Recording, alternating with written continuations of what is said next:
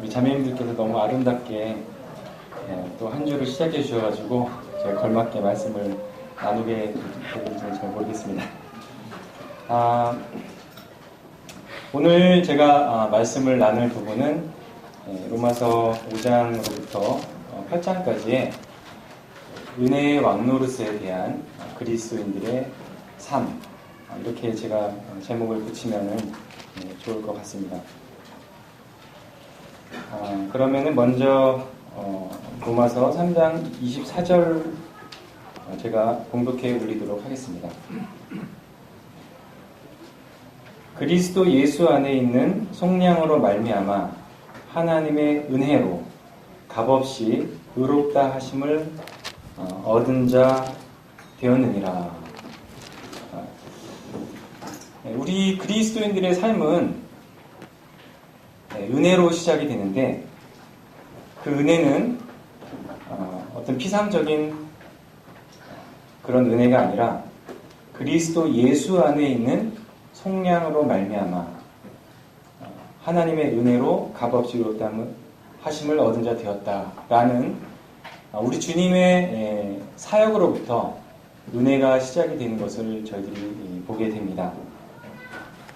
그래서 이 은혜는 결단코 우리의 어떠한 행위가 보조가 되거나 필요로 하거나 하는 것이 아니라 하나님의 절대적인 또 완전하신 그 은혜로 말미암아 되었다라고 하는 것을 보게 됩니다. 그래서 이 하나님의 은혜로 많은 사람들이 구원을 받아서 하나님의 우리 주님 안에 이제 들어가게 되는데, 그것으로 말미암아 이제 은혜의 왕노릇, 은혜의 왕국이라고 하는 것이 생겨나게 됐습니다. 그것은 이제 제가 말을 지어낸 것이 아니고 로마서 5장에 기록이 되어 있습니다. 로마서 5장 15절을 한번 같이 봉독하겠습니다. 15절 같이 읽겠습니다. 시작. 그러나 이 은사는 그 범죄와 같지 아니하니 곧 한 사람의 범죄를 인하여 많은 사람이 죽었은즉 더욱 하나님의 은혜와 또한 한 사람 예수 그리스도의 은혜로 말미암은 선물은 많은 사람에게 넘쳤느니라. 그 다음에 이제 19절 한 번 더 공독하겠습니다. 시작. 한 사람이 순종하지 아니함으로 많은 사람이 죄인 된 것 같이 한 사람이 순종하심으로 많은 사람이 의인이 되리라. 마지막 21절부터 한번 같이 읽겠습니다. 이는 죄가 사망 안에서 왕노릇한 것 같이 은혜도 또한 의로 말미암아 왕노릇하여 우리 주 예수 그리스도로 말미암아 영생에 이르게 하려 함이라. 여기서 보면은 왕노릇한다라고 하는 표현이 많이 기록이 되어 있습니다.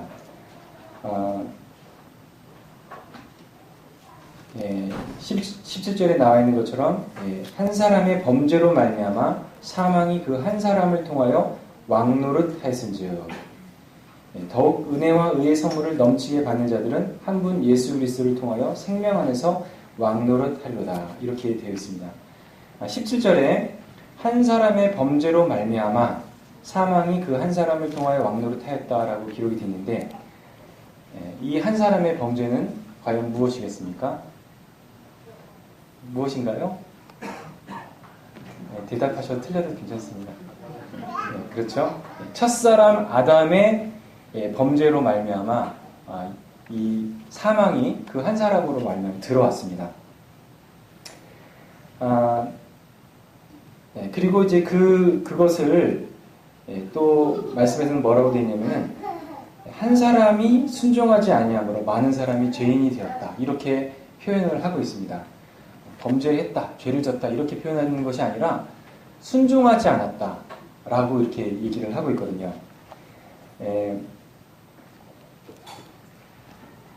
오랜만에 나와서 제가 목이 좀 타네요. 이해해 주십시오. 그래서 이 범죄라고 하는 것을 성경은 순종하지 아니한 것으로 이제 말씀을 하고 계신다라고 하는 것을 우리가 주목을 할 필요가 있습니다. 범죄라고 하는 것은 하나님의 말씀에 순종하지 않은 것이다. 이것이 바로 범죄다. 저희들이 너무나 잘 알고 있지 않습니까? 네가 이것을 따먹지 말아라. 네가 이것을 따먹는 날에는 반드시 정령 죽으리라 이렇게 말씀하셨습니다. 따먹지 말라고 하신 말씀이셨는데 그것을 첫사람 아담이 순종하지 않았습니다. 순종하지 않았기 때문에 그들에게 사망이 들어왔고 그 한 사람을 통해서 그 사망이 그 한 사람을 통해서 왕노릇했다라고 이렇게 기록이 되어 있습니다. 여기 칠판이 있으면 제가 그림을 하나 그리고 싶은데 아니요, 칠판 없어요. 예, 제가 막 그 생각을 하고 오늘 나와서 칠판을 주일학교처럼 그리고 싶었다 했는데 제가 사온 게 또 매직이더라고요.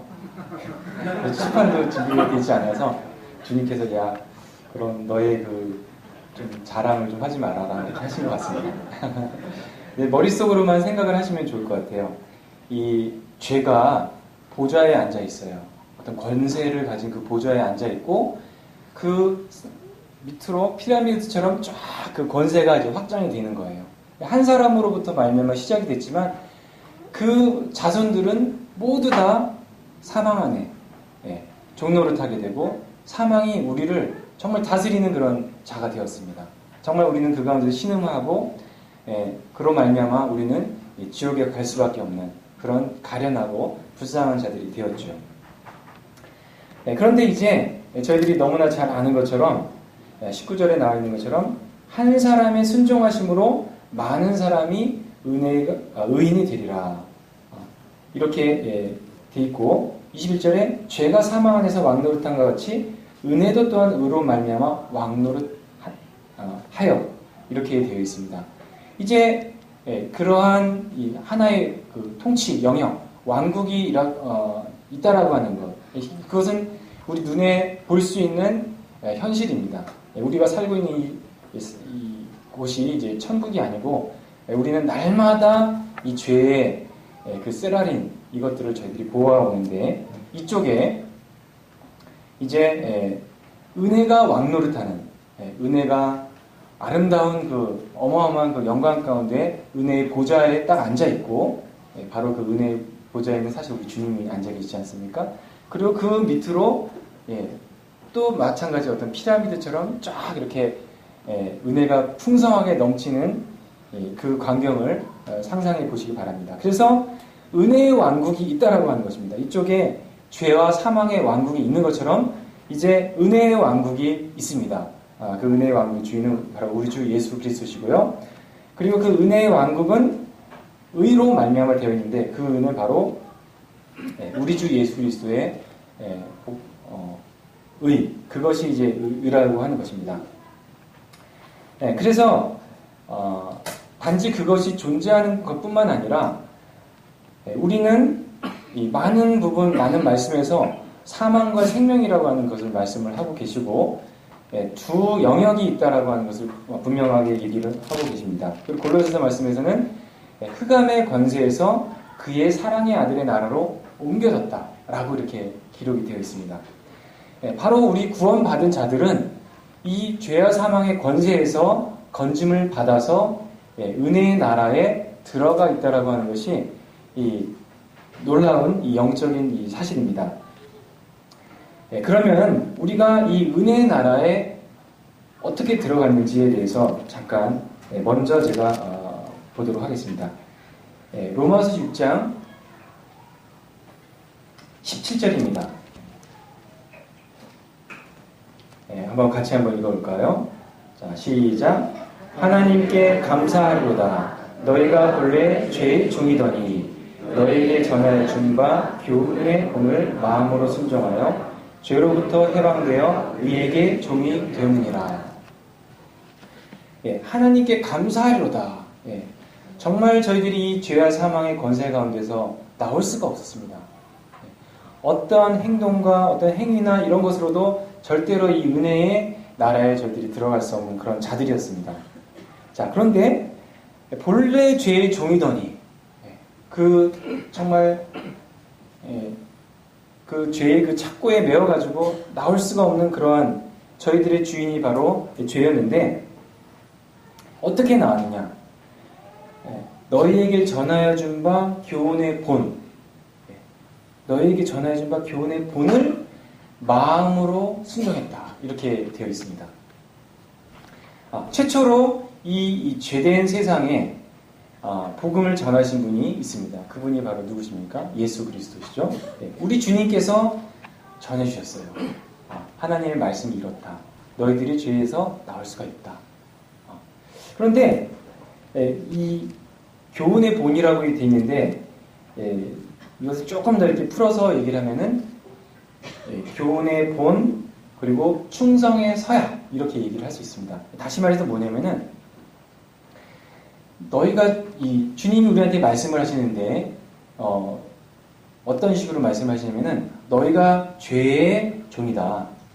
그런데 이제 은혜의 나라가 있고 그곳은 나의 나라고 이제 그곳에서 너희가 그 은혜의 종이 되기를 원하느냐라는 것이죠.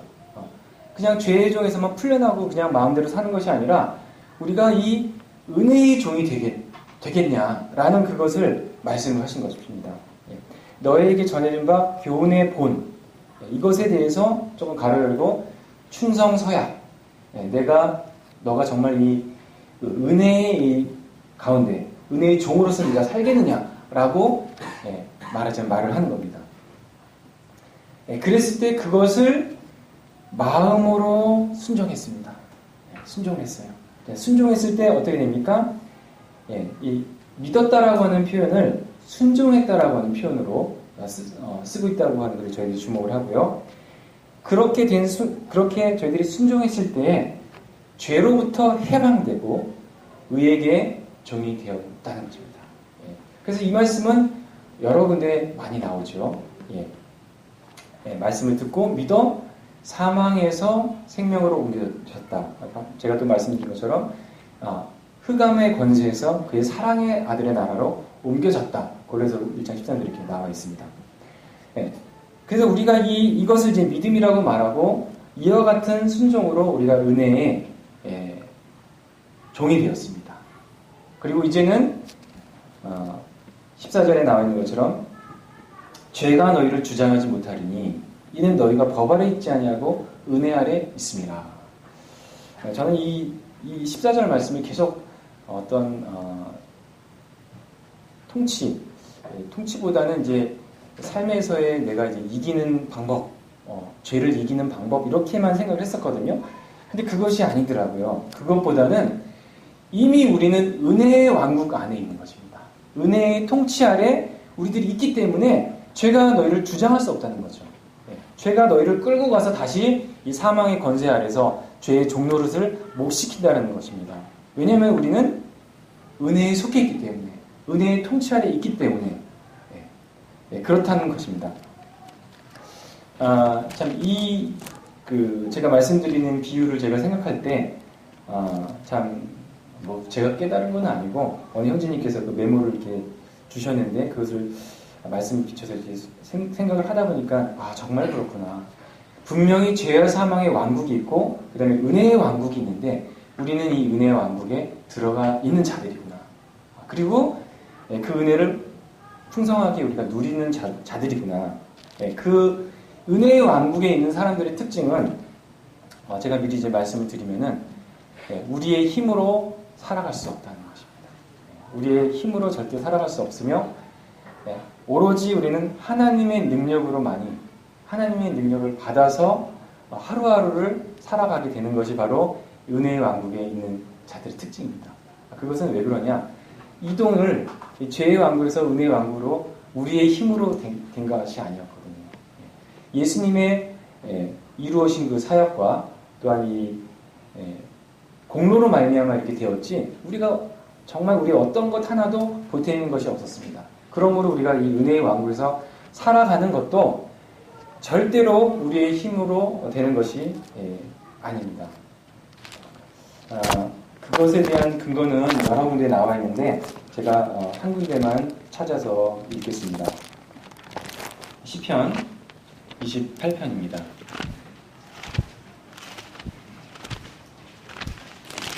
얼마 전에 우리 이호준 형제님께서 우리 단체 카톡에 이 말씀을 들려주셨는데 제가 또 이제 보고서 또 참조를 하게 됩니다. 28장 7절인데 이렇게 기록이 되어 있습니다. 여호와는 나의 힘과 나의 방패이시니 내 마음이 그를 의지하여 도움을 얻었도다. 그러므로 내 마음이 크게 기뻐하며 내 노래로 그를 찬송하리다. 여호와는 그들의 힘이요 그의 기름 부음 받은 자의 구원의 요새시로다. 여호와는 나의 힘과 방패시다. 우리는 힘이 있으니까 걸어다니고 그렇지 않습니까? 그런데 그 힘이 바로 누구냐? 하나님이 우리의 힘이 된다라고 하는 것입니다. 우리가 이것을 저버리면은 우리는 이 은혜의 왕국에서 은혜의 왕자들로서 절대로 살아갈 수가 없는데 그것은 성경 전반에 맞다라고 얘기를 하는 것입니다. 다윗이 또 많은 고백을 하지 않았습니까? 나의 힘이 되신 여호와 내가 주를 사랑합니다. 시편 18편에도 이제 기록이 되어 있고요. 그리고 미리 또 말씀을 드리면은 빌립보서 말씀에서도 내게 능력 주신 자에서 내가 모든 것을 다 할 수 있다. 참 단순한 건데 참 모르고 살았던 것 같아요. 그래서 우리가 은혜의 왕국에서는 이 은혜의 통치가 되는 이곳에서는 우리의 힘으로 살 수 없고 날마다 하나님으로부터 힘을 얻어서 기도 가운데 우리가 살아간다라고 하는 것을 생각하게 됩니다. 그런데 이제 우리 성도들이 현실적으로 마주하는 그것이 있습니다. 그것이 뭐냐면 정말 이 말씀은 너무나 놀랍지 않습니까? 더욱 은혜와 의의 선물을 넘치게 받는 자들은 은혜와 의의 선물을 넘치게 받고 넘치게 받는 우리는 때로 부족하다라고 많이 느끼지 않습니까? 부족해, 힘들어, 왜 이렇게 주님 섬기는 게 어려울까? 뭐 이런 식으로 많이 생각을 하는데 이론적으로는 이론이라는 좀 그렇고 그 영적인 진리면에서는 은혜와 의의 선물을 넘치게 받는 자라고 이렇게 되어 있습니다. 우리가 또한 충만하게 되었다라고 이렇게 되어 있거든요. 그런데 왜 나의 삶은 그렇지 못할까? 왜 그렇습니까? 정말 여기 많은 약속들이 충만하고 넘치고 그리스도로 영생이 이르는 것이 참 많이 있는데 왜 우리 삶은 제 삶은 그렇습니까? 그것은 바로 우리 가운데 거하는 죄 때문이라고 우리가 얘기를 할 수 있습니다. 그 죄가 하나님의 이 공급을 끊게 되고 하나님과의 교제를 단절하게 되고 하기 때문에 우리가 그것을 누리지 못하고 정말 좀 어렵고 힘들게 살아갑니다. 그것에 대해서 로마서는 또 아주 심도 깊게 로마서 6장 7장을 통해 가지고 그것을 다루고 있습니다. 일단은 주님께서 그것을 우리에게 말씀을 하시는데 어떻게 이제 말씀을 해 주시냐면은 제가 6장 1절로부터 몇 절을 읽겠습니다. 그런즉 우리가 무슨 말 하리요? 은혜를 더하게 하려고 죄에 거하겠느냐? 그럴 수 없느니라. 아주 강하게 우리가 죄에 거하겠느냐? 죄에 거한다라고 하는 말은 죄를 실수로 짓고 이게 그렇게 하는 게 아니라 계속적으로 죄 안에 거하겠느냐? 계속 죄를 지으면서 살겠느냐라는 그 말입니다. 근데 그럴 수 없다. 그럴 수 없다라고 말을 하고 있습니다. 왜 그럴 수 없냐? 왜 우리는 계속해서 죄를 지으면서 살 수 없을까? 요한일서에서도 그 같은 주제가 반복이 되지 않습니까? 왜냐하면은 죄에 대해서는 우리가 죽었기 때문이다라고 이제 말씀을 하십니다. 무릇 그리스도 예수와 합하여 세례를 받은 우리는 그의 죽으심과 합하여 세례를 받은 줄을 알지 못하느냐? 그러므로 우리가 그의 죽으심과 합하여 세례를 받음으로 그와 함께 장사되었나니 이는 아버지의 영광으로 말미암아 그리스도를 죽은 자 가운데서 살리신 같이 우리도 또한 새 생명 가운데서 행하게 하려 함이라. 만일 우리가 그의 죽으심과 같은 모양으로 연합한 자가 되었으면 또한 그의 부활과 같은 모양으로 연합한 자가 되리라. 왜 우리가 죄에 계속 거할 수 없느냐? 이 성경은 그 진리를 말해주고 있는데 바로 우리가 죄와 함께 죽었다라고 하는 것입니다. 죄와 함께, 그리스도와 함께. 그래서 우리가 이 죄의 왕국에서, 죄가 왕노릇하는 곳에서 은혜가 왕노릇하는 곳으로 이렇게 옮겨진 것은 하나의 절차가 있었다는 것입니다. 그 절차는 뭐냐면 바로 예수 그리스도와 함께라고 하는 그 절차인 것입니다. 우리 주님께서 이 죄의 문제를 해결하기 위해서 죽으셨습니다. 십자가에서 죽으시고 그 보혈을 흘리셨습니다. 그리고 우리 주님은 장사 되셨습니다. 장사 되시고 그리고 3일 만에 부활하셨습니다. 그런 새로운 생명을 우리에게 보이셨는데 또한 우리가 그리스도를 믿는 순간에 이 교훈의 본을 마음으로 순종하는 순간에 우리는 죽었습니다. 그리스도가 십자가에 죽으신 것처럼 우리도 그리스도 안에 속해서 죽어버렸습니다. 그리고 장사되었습니다. 그리고 살아났습니다. 우리 주님께서는 이것이 시간적으로 보면 3일이라고 하는 그 시간이 필요했지 않습니까? 죽으시고 쉬시고 부활하시고. 그런데 우리 성도들에게는 이것이 순간적으로 되어버립니다. 뭐 며칠 있다가 이렇게 살아남는 것이 아니라 그래서 즉각적인 그 믿음의 결과가 바로 구원이 되는 것입니다. 거기에는 어떤 시간적인 것이 없습니다. 믿는 순간에 우리는 하나님의 자녀가 되고 아들의 나라로 옮겨지게 되는 것입니다. 그런데 우리가 이 죄에 대해서 죽었다, 그리스도와 함께 죽었다라고 하는 것은 우리 그리스도의 성도들의 삶의 시작이라고 하는 그것을 저희들이 알게 됩니다. 우리 형제 자매들이 너무나 좋아하시는 이 갈라디아서 말씀을 보면은 갈라디아 2장 20절에 이렇게 기록이 되어 있습니다. 내가 그리스도와 함께 십자가에 못 박혔나니 그런즉 이제는 내가 사는 것이 아니요 오직 내 안에 그리스도께서 사시는 것이라. 이제 내가 육체 가운데 사는 것은 나를 사랑하사 나를 위하여 자기 자신을 버리신 하나님의 아들을 믿는 믿음 안에서 사는 것이니라. 그래서 우리가 예수 그리스도를 믿는 순간에 십자가에서 죽었다라고 하는 그것에서부터 우리의 그리스도인들의 삶이 시작이 되는 것입니다. 나는 죽었다. 근데 죽은 것으로 이제 끝난 것이 아니라 이제 그 또한 그의 부활과 같은 모양으로 연합한 자가 되리라. 그리고 새 생명 가운데서 행하게 하려 함이라. 그래서 우리 주님께서 부활하신 것처럼 우리 성도들은 주님과 함께 새 생명 가운데 행하는 자들이 되었고 새 생명을 얻은 자가 되었습니다. 감사하지 않습니까? 아멘으로. 우리는 살아있는 자들이 되었습니다. 그것이 우리의 현실입니다. 그런데 이 죄의 문제는 계속해서 우리를 이제 건드리는데 6절을 한번 같이 제가 읽어드리겠습니다. 우리가 알거니와 우리 옛사람이 예수와 함께 십자가에 못 박힌 것은 죄의 몸이 죽어 다시는 우리가 죄에게 종노릇 하지 아니하려 함이니 이는 죽은 자가 죄에서 벗어나 의롭다 하심을 얻었습니다. 만일 우리가 그리스도와 함께 죽었으면 또한 그와 함께 살 줄을 믿노니 제가 구원받고 나서 또 말씀을 보면서 이 옛사람에 대한 이 개념이 좀 어렵더라고요. 그래서 내가 이제 살아가면서 그 죄의 어떤 유혹과 이런 것이 막 나올 때 나의 그 옛사람이 살아있어가지고 우리가 이제 새로운 피조물이 된 은혜 안에서 태어난 그 피조물에 대한 그 말씀이 참 많이 나와 있잖아요. 그리고 후서 말씀에서 새로운 피조물이 되었다. 이게 바로 그리스도 안에서 살아난 저에 대한 그 말씀인데 왜 나는 이렇게 고생을 하고 왜 이렇게 괴로울까? 이 죄의 이 생각이 자꾸 나는 것일까?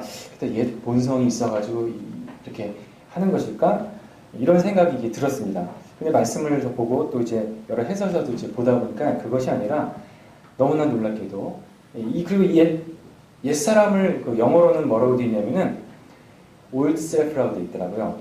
발음이 좀 그랬죠. 한국식으로 old self. 예. 그러니까 옛 자아라는 것이에요. 옛 자아. 그래서 이 old self는 옛 사람은 예수님과 함께 죽었다. 그리고 그것은 흔적도 없이 사라져 버렸습니다. 없어져 버렸습니다. 마치 우리 주님의 옛 몸이 변해서 새로운 몸으로 이렇게 된 것처럼 옛 자아는 나의 그 옛 자아는 이미 사라져서 없다라고 하는 것입니다. 그런데 또 고민은 계속되지 않습니까? 그런데 왜 나한테는 계속 이제 그렇게 되는 것이냐?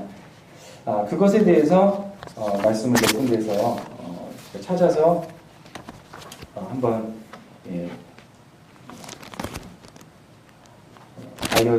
알려드릴 부분은 나누고 싶습니다. 먼저 우리 몸이 어떤 존재냐, 우리의 몸은 어떤 위치를 갖고 있냐라고 하는 것을 보면은 로마서 6장 12절에 이렇게 기록이 되어 있습니다. 그러므로 너희는 너희 죄가 너희 죽을 몸을 지배하지 못하도록. 그래서 죽을 몸이라고 이렇게 되어 있어요. 죽을 몸. 죽을 몸이라고 하는 것은 죄송합니다. 제가 자꾸 막 영어를 써가지고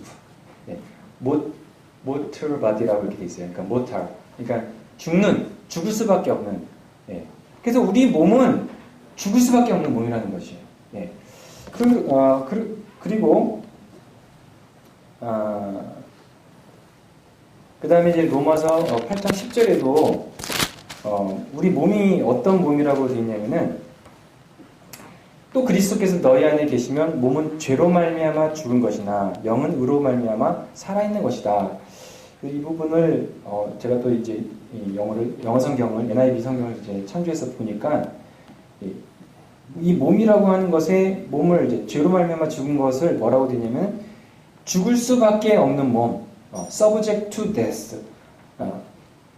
이렇게 죽을 수밖에 없는 몸, 죽기로 되어 있는 몸 이렇게 되어 있더라고요. 그래서 제가 이제 얻을 수 있는 결론은 뭐냐면은 우리 몸은 구원을 받지 않았다는 겁니다. 제 말,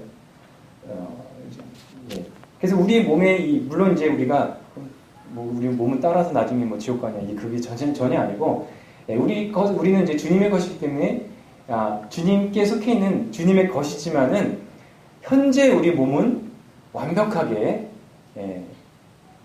구속이 이루어지지 않았다는 것입니다. 거기에 대한 이제 또 근거는 23절 말씀에 8장 23절에 기록이 되어 있습니다. 그뿐 아니라 또한 우리 곧 성령의 천이 익은 열매를 받은 우리까지도 속으로 탄식하여 양자될 것 곧 우리 몸의 속량을 기다리느니라. 그래서 우리 몸의 이 구속은 지금 이루어져 있는 상태는 아닙니다. 그래서 이제 우리가 이제 이 어려움이 있는데 그럼 언제 우리 몸의 속량이 이루어지냐? 저희들이 너무 잘 아는 것처럼 우리 주님께서 오실 때에 완전히 우리 몸이 변화가 됩니다. 고린도전서 15장에 나와 있는 것처럼 눈 깜짝할 새에 너의 몸이 변할 것이다. 변화하리라. 이렇게 기록이 되어 있습니다. 그래서 우리 몸은 아직 구속이 이루어지지 않았고 구속은 주님이 오시는 그때에 이제 이루어지는 것이다. 그래서 이 몸에는 무엇이 있냐면은 죄의 본성이 있습니다. 그것은 로마서 7장 18절에 기록이 되어 있습니다. 18절 말씀을 제가 읽어드리겠습니다. 내 속 곧 내 육신에 선한 것이 거하지 아니하는 줄을 아노니 원함은 내게 있으나 선을 행하는 것은 없도다. 그래서 또 NIV를 이렇게 참조하면은 내 속 곧 내 육신에 이렇게 되어 있는데 육신이란 말을 그냥 육신이라고도 이제 그 몸뚱아리 이렇게도 얘기를 하는데 어떻게 되냐면은 sinful nature 이렇게 돼 있어요. 죄의 본성. 다시 말해서 그렇게 해석을 하면 내 속 곧 내 죄의 본성에는 선한 것이 거하지 아니한 줄 아노니 이렇게 돼 있습니다. 그래서 다시 이 말씀들을 이렇게 종합을 하면은 우리는 죄의 아담으로부터 물려받은 이 몸을 가지고 있는 겁니다. 우리가 구원을 받았지만 그것은 우리의 영혼의 구원이었습니다. 너희 영혼의 구원을 받았다. 그리고전서 1장에 이제 나오지 않습니까? 너희 영혼의 구원을 받습니다. 그래서 우리 육신의 몸의 구원은 주님 오실 때까지 좀 기다려야 됩니다. 그래서 우리가 아담으로부터 받은 이 몸을 그대로 가지고 있습니다. 그대로 가지고 있습니다. 그대로 가지고 있는데 여기에는 뭐가 우리가 태어날 때부터 탑재가 되어 있느냐? 죄의 본성이 탑재가 되어 있습니다. 너무나 싫지만 그것이 현실입니다. 그것을 아마도 내가 죄를 짓는 것은 그것은 내가 아니라 내 안에 거하는 죄니라 라고 말씀하실 때 저는 그 죄니라 라고 하는 것이 이 죄의 본성이라고 하는 생각이 듭니다. 그러니까 올드 셀프가 아니고 옛 자아가 아니고 그건 다 끝나버렸습니다. 근데 현실적으로 우리는 몸을 가지고 있고 그 죄의 본성이 우리한테 있다는 거죠. 표정들이 다 알고 있었는데 그런 표정이신 것 같아요. 그래서 이 죄의 본성이 우리한테 있기 때문에 사실은 저는 이제 로마서 6장에 보면은 죄에 거하겠느냐 했는데 그럴 수 없느니라 이렇게 바울이 막 소리치듯이 이렇게 하셨는데 7장에 보면은 오라 나는 공고한 자로다 막 오히려 이제 그렇게 이제 말을 하는 것을 보고서 이 죄의 본성이라고 하는 것이 얼마나 참 무섭고 두렵고 참 우리가 다스리기 어려운 존재인가 하는 것을 사실은 사도 바울도 그렇게 고백을 한다고 생각을 합니다. 그렇지 않습니까? 여러분들 제가 죄의 본성에 대한 사례를 들어줄 필요가 없지요. 그건 정말 어려운 거예요. 찾기가 어려워. 여기서 한 명에도 발견할 수가 없어요. 저도 1년에 한두 번 만나요. 그 죄의 본성을. 그렇지 않죠. 저는 회사에서 일하면서 사장님이 뭐 시킬 때마다 막 죄의 본성이 일어나요. 제가 그거를 막 좀 반항도 하고 막 그랬어요. 근데 말씀에 역시 우리의 이것을 다스리게 하는 거는 말씀밖에 없어요. 그래서 나중에 로마서 10 그 뒤에 보면은 모든 권세는 하나님께로부터 나왔다. 그게 계속 나오더라고요. 모든 권세는 하나님께서 주자. 하나님께서 주자. 사장님의 그 권세도 하나님이 주신 걸 제가 거기에 순종할 수밖에 없더라고요. 참 자녀들을 키우면서 또 이렇게 그런 너무나 많이 아빠 물 좀 떠. 이런 얘기 안 하기로 했는데. 벌써 나왔네. 죄송합니다. 여기 있는 사람은 아니에요.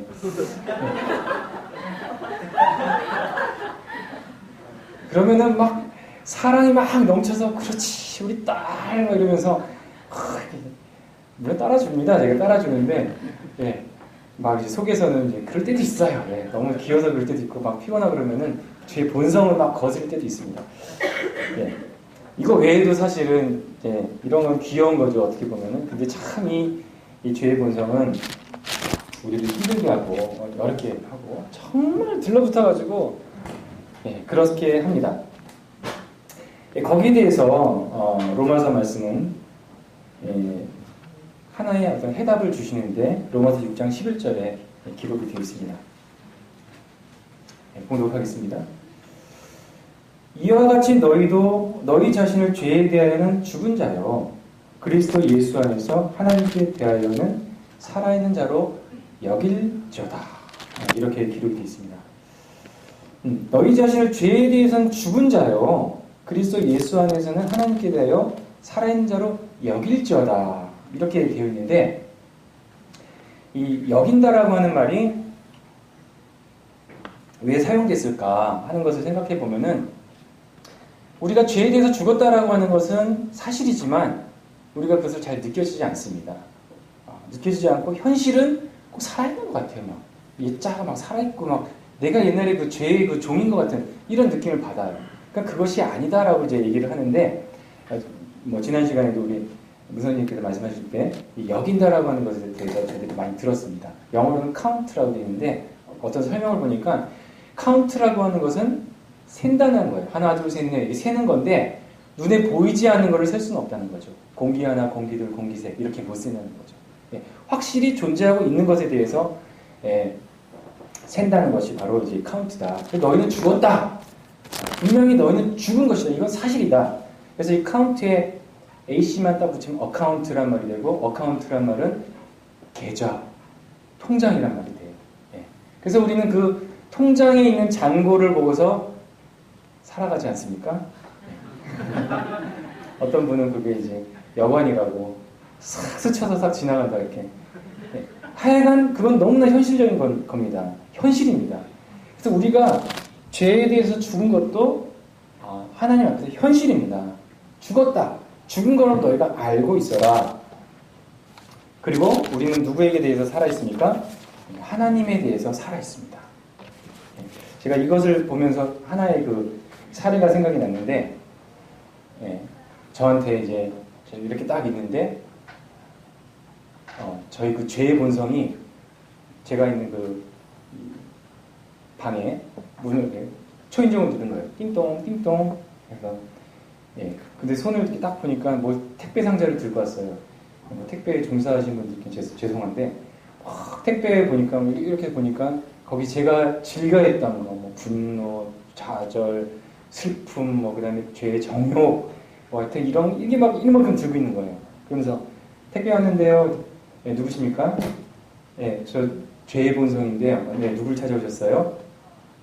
여기 옛날 김상용 씨 계십니까? 딱 이렇게 묻는 거예요. 옛날 김상용 씨? 예.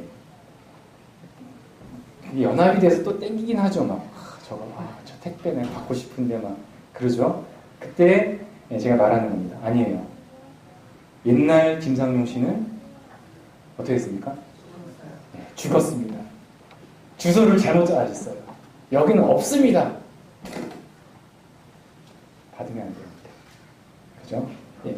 옛날 김상용은 죽었기 때문에 당신은 그 택배 상자를 잘못 찾아온 것입니다.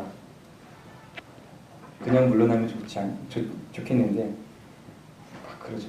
아니야, 네 건데? 네 거야, 네 거. 가져. 생긴 것도 비슷하게 생겼는데. 네. 그렇게 우리에게 이제 말을 하고 유혹을 하는 거죠. 예. 마지막으로 그런 가운데서 우리가 어떻게 주님께서 이제 말씀을 하시냐면은 12절입니다. 그러므로 너희는 죄가 너희 죽을 몸을 지배하지 못하게 하여 몸의 사욕에 순종하지 말고. 그래서 우리가 죄를 짓는 것은 제가 처음에도 이제 말씀을 드린 것처럼 순종하지 않았다. 첫사람 아담은 순종하지 않은 것이 바로 죄를 지은 것이라고 얘기를 하는 것입니다. 그리고 우리의 그 믿음은 하나님 말씀에 순종해서 은혜의 왕국에 우리가 들어가게 된 겁니다. 이 순종으로 말이에요. 믿음과 순종이 이제 하나가 된 거죠. 그리고 이 죄를 짓는 것을 로마서 말씀 이후의 말씀 16절 17절 이렇게 말씀을 보면은 죄를 짓는 게 바로 순종하는 것이라는 거예요. 그런 죄의 유혹이 올 때 그래 내가 순종하지 따르지 할 때 나는 그의 종이 된다고 하는 것입니다. 그러면 우리가 어떻게 그걸 저버릴 수 있느냐? 말씀에 나와 있는 대로 순종하지 않으면 됩니다. 순종하지 않는 것 싫어 거절을 해버리는 거죠. 그리고 우리가 우리 자신을 우리는 그렇게 할 수가 있습니다. 죽은 자 가운데서 다시 살아난 자에게 하나님께 드리며 너희 지체를 의의 무기로 하나님께 드리라. 무기라는 말씀을 하셨는데 또 영어로는 instrument라는 이 단어로 되어 있습니다. 도구, 의의 도구.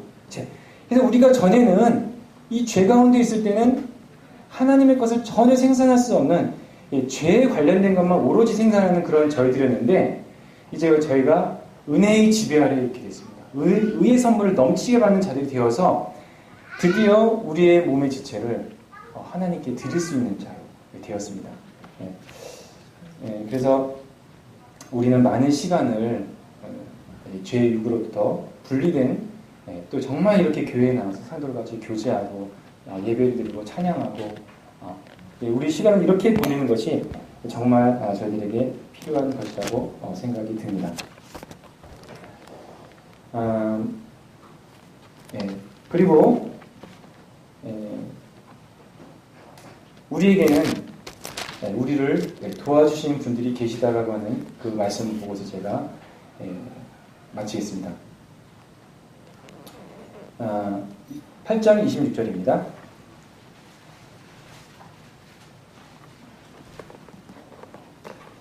이와 같이 성령도 우리의 연약함을 도우시나니 우리는 마땅히 기도할 바를 알지 못하나 오직 성령이 말할 수 없는 탄식으로 우리를 위해 친히 간구하시니라. 성령님께서 우리를 도우신다라고 말씀하셨습니다. 어떨 땐 정말 뭘 해야 될지 어떻게 해야 될지 알지도 못하는데 그때 성령님께서 우리를 위해서 기도하신다고 하셨습니다. 그리고 32절입니다. 그런즉 이 일에 대해 우리가 무슨 말하리요? 만일 하나님이 우리를 위하시면 누가 우리를 대적하리요? 우리의 모든 삶 가운데서 하나님께서 우리를 도우십니다. 분명히 기록되어 있습니다. 우리를 도우신다고 말씀하셨습니다. 그리고 34절에 보면 누가 정죄하리요? 죽으실 뿐 아니라 다시 살아나시는 그리스도 예수시니 그는 하나님 우편에 계신 자요 우리를 위하여 간구하시는 자신이라. 성령께서 도우시고 또 하나님께서 도우시고 우리 주님께서도 참으로 불쌍한 저희들을 보시고 정말 힘이 없는 저희들을 보시고 저희들을 도우십니다. 그래서 항상 그 복음의 말씀처럼 수고하고 무거운 존재라 다 내게로 오라 내가 너희를 쉬게 하리라. 주님의 목적은 쉬게 하리라.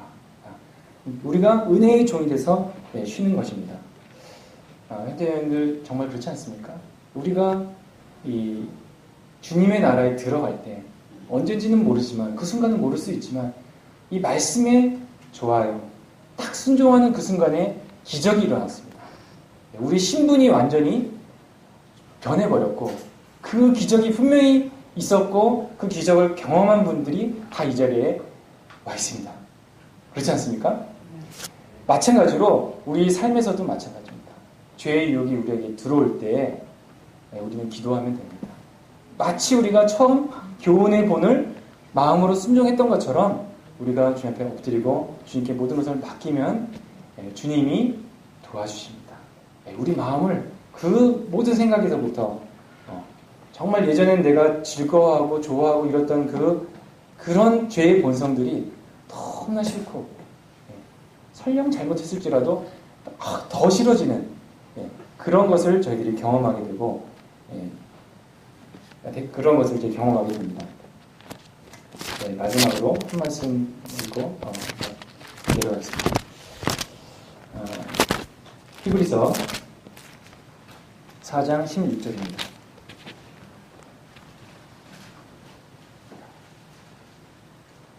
15절부터 제가 읽겠습니다. 우리에게 있는 대제사장은 우리의 연약함을 동정하지 못하실 리가 아니요 모든 일에 우리와 똑같이 시험을 받으시니로도 죄는 없으시리라. 우리가 오래 걸어가는 모든 길을 우리 주님은 이미 다 걸으셨고 다 아시는 분이시고 16절에 그러므로 우리는 긍휼하심을 받고 때를 따라 돕는 은혜를 얻기 위하여 우리가 필요할 때마다 때를 따라 돕는 은혜를 얻기 위하여 은혜의 보좌 앞에 담대히 나아갈 것입니다. 그래서 이 죄의 통치 참 이것이 얼마나 쓰라리고 무섭고 두려운 걸 저희들이 너무나 잘 아는 것처럼 반대로 우리에게는 이 은혜의 통치 우리 주님께서 이 은혜의 보좌에 앉아 계시고 지금도 저희들을 정말 도우시려고 준비하시고 많은 약속으로 약속하시고 기도하시는 이 주님이 저희들과 함께하고 계시다고 하는 것을 저희들이 생각합니다. 그래서 우리는 부지런히 정말 우리가 참 경험하면 그렇지 않습니까? 우리는 아무 능력이 없습니다. 아무 힘이 없습니다. 주님만이 힘이 있으십니다. 그래서 그분의 은혜의 보좌에 나아갈 때 주님께서 우리에게 힘을 주시고 능히 우리가 그의 아들의 형상을 본받게 되는 그 일에 저희들이 참여하게 해주십니다. 주님의 은혜 감사드립니다. 이상입니다.